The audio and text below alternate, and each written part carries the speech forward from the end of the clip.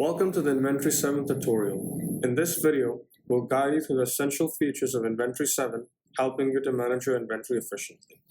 From setting up users and suppliers to creating purchase orders and tracking stock levels. We'll cover everything you need to know to get started quickly and effectively. Let's dive in and simplify your inventory management with Inventory 7.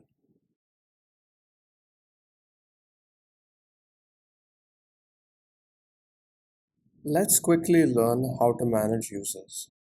First, go to Departments, go to the main store, and then click on Settings. Next, select Users from the menu on the right. Here you can manage all the users. Let's add a new one by clicking on the plus symbol. Enter the user details and set the user permissions and user expiry. Everything that they see on their access is permission driven, and every user profile has an expiration date. Next, click on Update to save.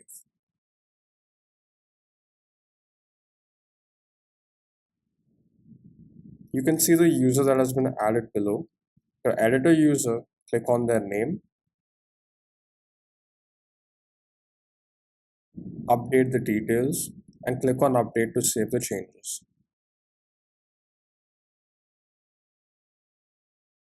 To delete a user, click on the trash bin icon next to the record. Click on Yes. And that's how you add, edit, and delete users in Inventory 7.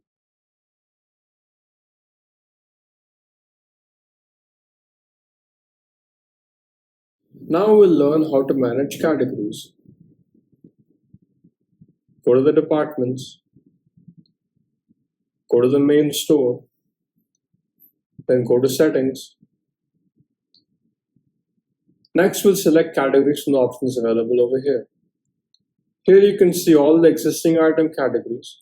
Let's add a new one. Enter a new category name in the text field and click the add icon.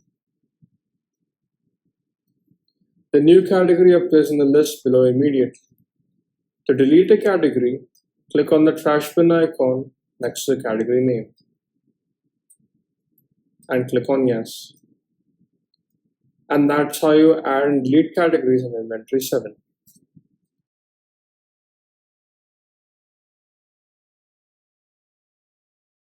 Now we'll learn how to manage suppliers. First, go to the departments, go to the main store, and then go to the settings. Next, click on suppliers from the options on the right. Here you can see all the existing suppliers. Let's add a new one by clicking the plus symbol. Fill in the necessary details for the new supplier and click Save to add them to the list.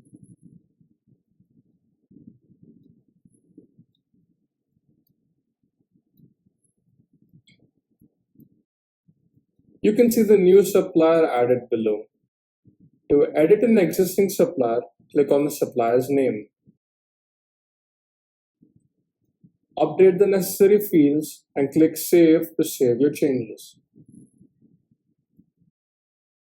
And that's how you add and edit a supplier in Inventory 7.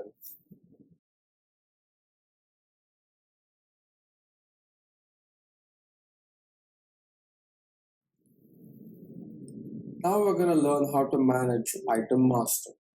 First, go to Departments, go to the main store, go to the settings, and click on Item Master. Here you can see the list of the existing items. Let's add a new one by clicking the plus. Here you can fill in the necessary details such as unit of measure, expense unit, and package size. And then you can click Save to add the item to the list.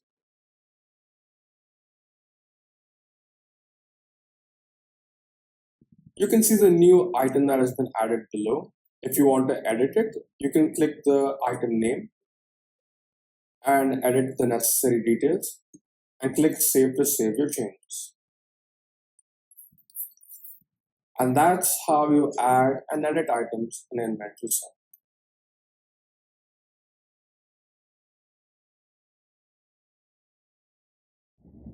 Now we're going to learn how to manage departments. Click on Departments, Go to the main store, go to settings, and select departments. Here you can see all the existing departments where you can use the show and report toggle to include or exclude a department from reports, where you can simply click on the toggle under the show and report column for the desired department.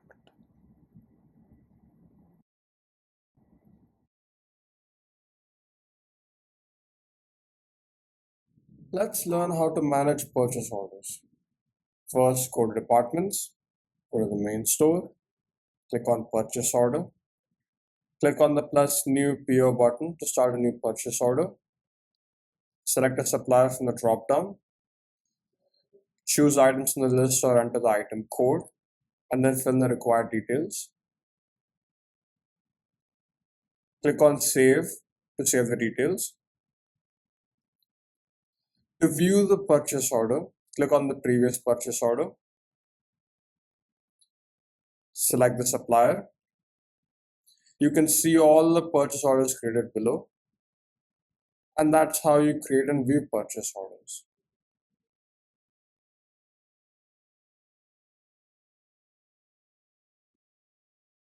Let's explore how to receive materials into inventory. Start by selecting material received from the main store menu.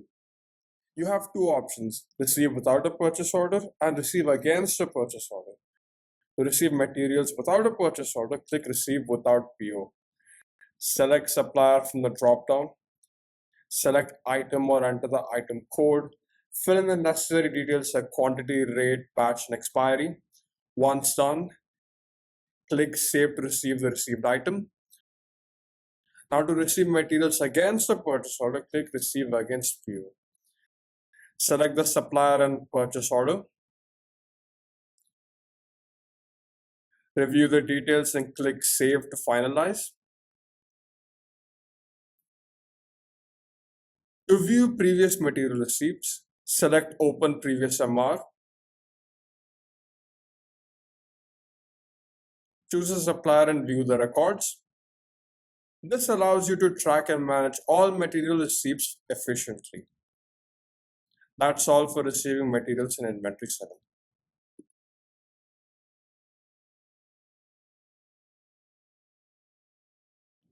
Now we'll learn how to fill in an issue for materials. Select main store from the drop-down. Select issue from the main store menu. Now you have two options: direct issue and issue via fill indent. Let's create a new direct issue. Select the department.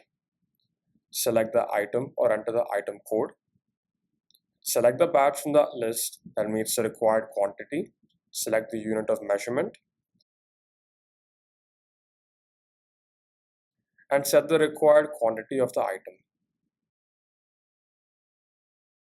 Once all the details are filled in, click Save to record the material issue.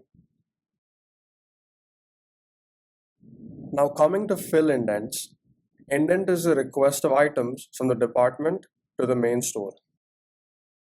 Now to fill an issue via fill indent, select department and click on fill indent. Enter the required details.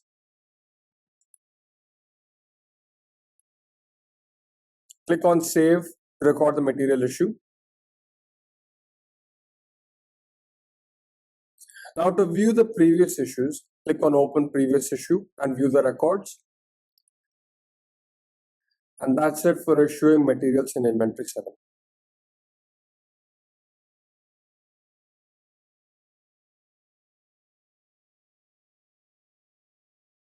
Now we'll learn how to make stock adjustments and how to view reports.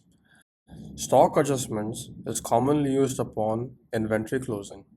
To make stock adjustments, select main store from the drop-down. Select stock adjustments from the main store menu. Here you can see different categories for adjustments like opening balance, expired, damage, return to supplier, adjust in, and adjust out. Adjust in is used to add more quantity to the existing quantity report, and adjust out is used to deduct quantity from the existing quantity report. Let's create a new adjustment. For example, click on opening balance. Select the item from the drop down or enter the item code. Fill the required details. Once all the details are filled in, click Save to record the stock adjustment.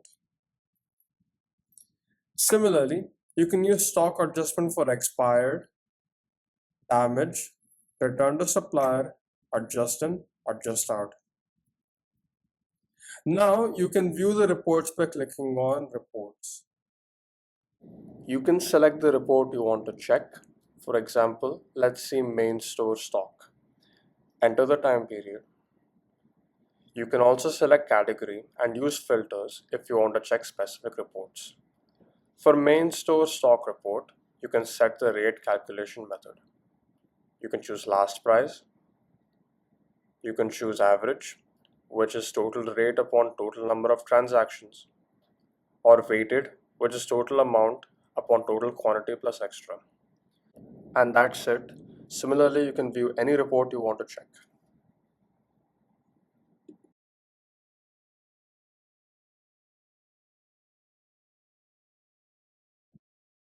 Now I'm going to explain how to manage indents in Inventory 7.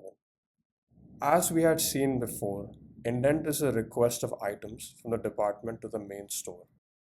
Any department can create an indent to request items from the main store. Let's start by selecting any department other than the main store from the department list on the left side of the home page. Once you're on the selected department page, select the indents option. The list of the items are displayed below as shown. To add a new indent, click on the plus new indent button. Now enter the required indent quantity. Click on Save to save the entire entered details. To open previous indents, simply click on the Open Previous Indents button. The existing indents are now visible.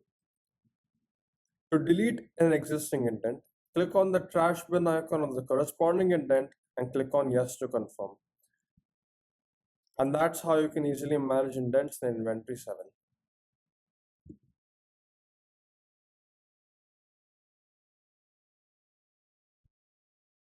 Now I'm going to explain how Inventory 7 is integrated with the Capsule 7 software. The transactions completed for items in Capsule 7 will reflect on the homepage of Inventory 7. There are primarily two ways to complete transactions in Capsule 7. Firstly, in Capsule 7, on the left-hand side, the patient details are visible. Select any patient,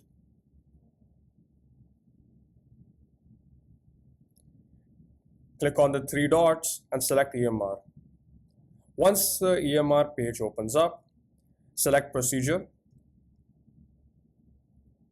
and click on the materials used.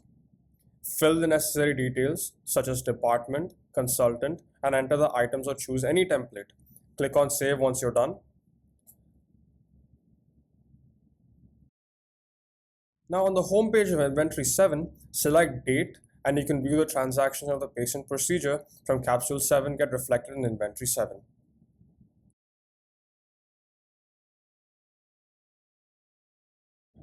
Secondly, on the Capsule 7 homepage, click on the three dots icon at the top right corner and select Settings. Then on the left menu, select Price List.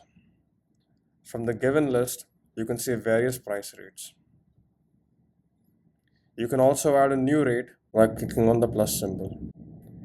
Enter all the required details like description, rate, department, category.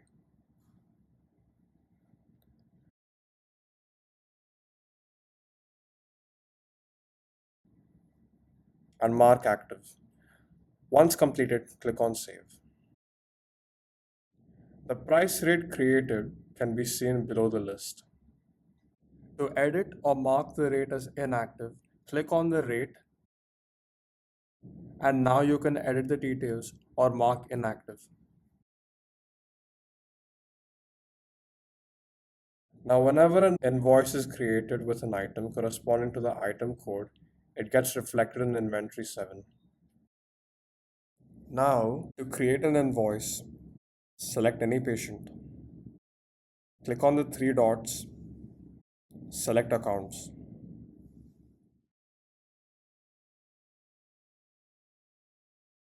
Click on the plus symbol, select the price rate,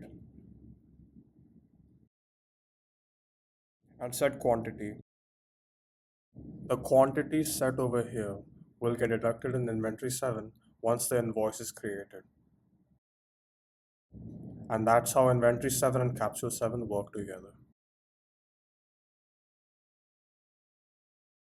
Thank you for watching. We hope you find the tutorial helpful. For more information, please visit our website. Thank you for choosing inventory 7. Happy inventory managing.